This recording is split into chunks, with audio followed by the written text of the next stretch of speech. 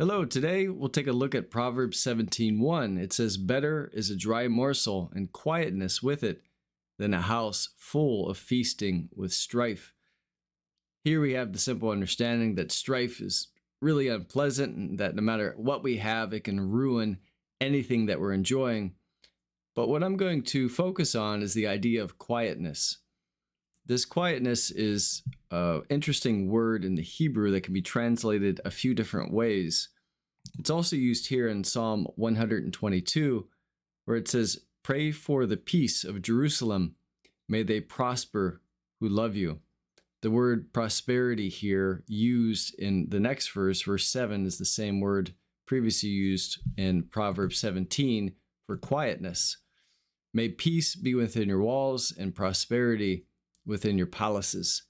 So this prosperity or quietness is what this captures, but it also can mean complacency as well in a negative sense. It can be used positively for peace, quietness, prosperity, but also being complacent. And there's a danger in that. And so Proverbs 132 says, "For the waywardness of the naive will kill them, and the complacency of fools will destroy them."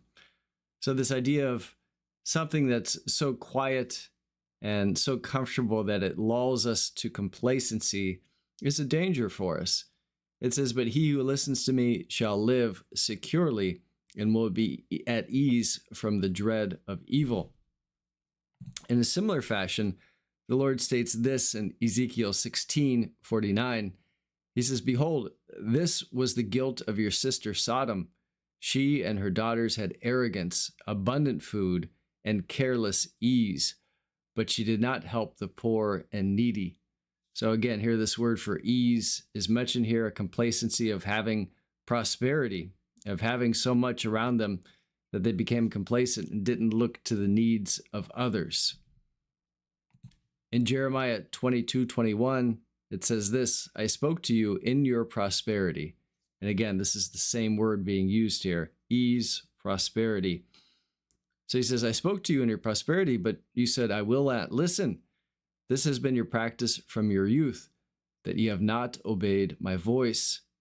So again, there's a danger in our hearts becoming too much at ease, too complacent, or being overwhelmed with prosperity that we do not listen to the Lord or we do not look to the needs of others.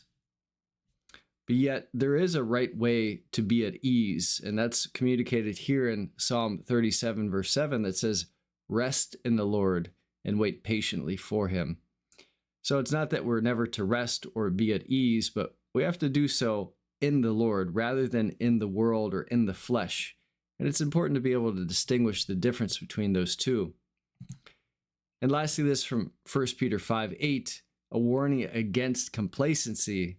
It says here, "Be of sober spirit, be on the alert." So again, not at ease, not lulled into sleep, not complacent. He says, "Your adversary, the devil, prowls around like a roaring lion, seeking someone to devour."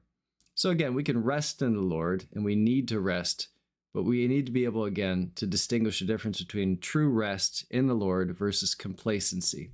Take care.